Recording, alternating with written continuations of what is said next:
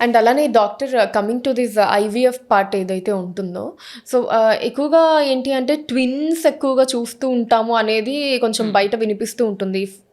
వాళ్ళు IVF procedure undergo అయితే. హ్మ్. అందులో నిజం ఎంతుంది?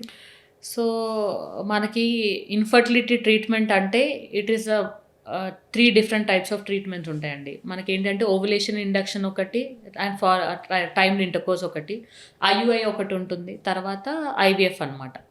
సో, ఇప్పుడు మనం చెప్పాలి అంటే ఓవ్యులేషన్ ఇండక్షన్ అండ్ టైమ్డ్ ఇంటర్‌కోర్స్‌లో ఏం చేస్తాము అంటే పీరియడ్ వచ్చిన సెకండ్ డే నుంచి మనము ఫాలికల్ డెవలప్‌మెంట్ అనేది ట్రాకింగ్ చేసుకోవడము. దాని తర్వాత ఫాలికల్ ఇక్కడ డెవలప్ అవుతుందా లేదా చూసుకోవడము. తర్వాత ఆ టైంకి ఆ ఫాలికల్ రిలీజ్ అయ్యే టైంకి, ఎగ్ రిలీజ్ అయ్యే టైంకి మనము ఇంటర్‌కోర్స్ అనేది ప్లాన్ చేయమని చెప్పడము.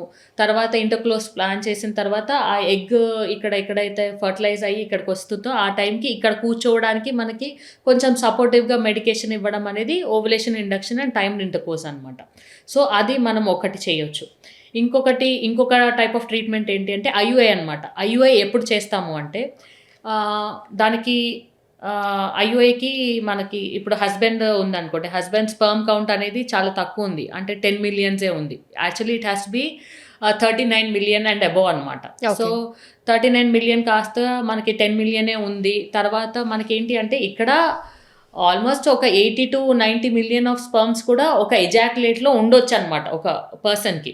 సో, ఆ 80-90 మిలియన్ స్పెర్మ్స్ కాస్త ఇక్కడ డిపాజిట్ అయిన తర్వాత only the fittest sperm will go and fertilise the egg అంటే only one sperm will go and fertilise egg అన్నప్పుడు, అప్పుడు మనకేంటి అంటే ఎగ్ పోయి ఫెర్టిలైజ్ అయిన తర్వాత ఈ 10 మిలియన్ కాస్త మనకి 90 మిలియన్ కాస్త ఇక్కడికొచ్చేసరికి ఓన్లీ 1 మిలియన్, 10 మిలియన్ దాకానే ఉండొచ్చనమాట. 10 మిలియన్ స్పెర్మ్స్ అయితే ఎప్పుడైతే కౌంట్ తక్కువుంటుందో, ఆ తక్కువ స్పెర్మ్స్‌లో మళ్ళీ మనకి ఇక్కడికెళ్ళేదాకా గూడా చాలా స్పెర్మ్స్ అనేవి చనిపోవడము, అంత స్విమ్ చేయలేకపోవడము, తర్వాత అంత కెపాసిటీ లేకపోవడం వల్ల మనం ఏం చేస్తాము అంటే మనం ఐయుఐ అనేది చూజ్ చేసుకుంటామనమాట. ఏంటి అంటే ఇక్కడ ఎగ్ డెవలప్ అవ్వేలాగా జనరల్‌గా మనం ఓవ్యులేషన్ ఇండక్షన్ ఎట్లా చేస్తామో అలానే చేసి ఇటు సైడ్ అన్నా లేకపోతే ఐయుఐకి మనం 2-3 ఎగ్స్ డెవలప్ అయ్యేలాగా గూడా మనము చేయొచ్చనమాట.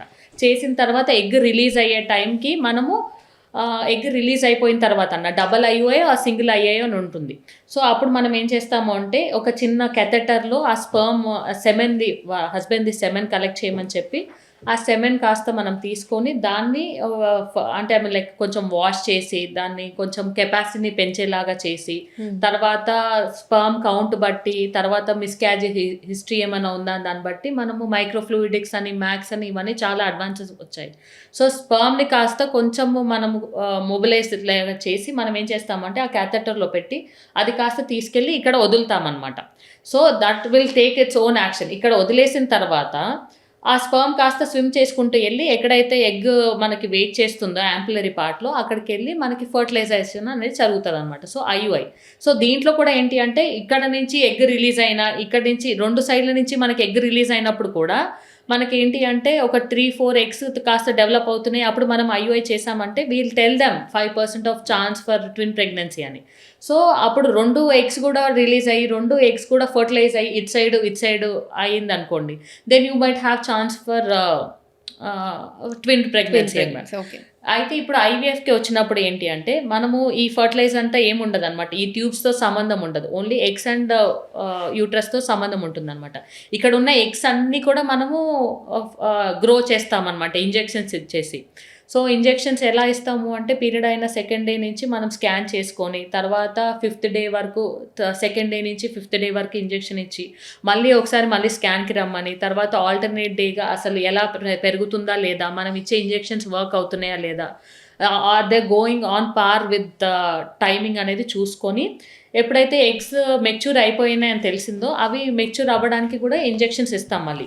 ఇంజెక్షన్స్ ఇచ్చేసి మనము ఎగ్ ఎప్పుడైతే కలెక్ట్ చేసుకోవాలో మనం ఆ చిన్న క్యాథెటర్ చిన్న నీడిల్‌లాగా పంపించేసి ఇక్కడ వెజైనల్ ఫార్నిక్స్‌లో నుంచి పంపించేసి ఇక్కడికి రీచ్ అవుతామనమాట. ఆ నీడిల్ అనేది ఇక్కడ రీచ్ అయిన తర్వాత దాంట్లో నుంచి మనం ఎగ్స్ అన్నీ తీసి తర్వాత హస్బెండ్‌ని సెమెన్ ఇవ్వమంటామనమాట. హస్బెండ్‌ని సెమెన్ ఇచ్చిన తర్వాత ఆ సెమెన్ తోటి కలిపిన తర్వాత ICSI or IVF whatever it is సెమెన్‌తో కలిపిన తర్వాత మనకి ఎన్ని ఎగ్స్ అయితే వస్తాయో, ఎన్ని oocytes అయితే వస్తాయో మనము అన్ని ఎంబ్రియోస్ ఎక్స్పెక్ట్ చేయడానికి ఉండదన్నమాట. కొన్ని ఎగ్స్ మంచి క్వాలిటీ ఉంటాయి, కొన్ని ఎగ్స్ మంచి క్వాలిటీ ఉండకపోవచ్చు. సో ఒక 10 వచ్చాయి అంటే అట్లీస్ట్ యూ కెన్ ఎక్స్పెక్ట్ ఒక 5-6 అన్న మంచి ఎంబ్రియోస్ వస్తాయండి.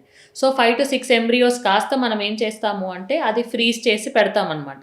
ఆ ఫ్రీజ్ చేసి పెట్టేసి లేకపోతే సేమ్ సైకిల్లోనే ట్రాన్స్ఫర్ కన్నా వెళ్ళొచ్చు. సో మనం ఒక 2 కొంతమంది ఇప్పుడు ఈ రోజుల్లో ఏంటంటే single embryo transfer, double embryo transfer 2 embryos పెట్టామనుకోండి, 2 ఫర్టిలైజ్ అయిపోయి 2 గ్రో అయిపోయి 2 ఇంప్లాంట్ ఇప్పుడు ఇక్కడ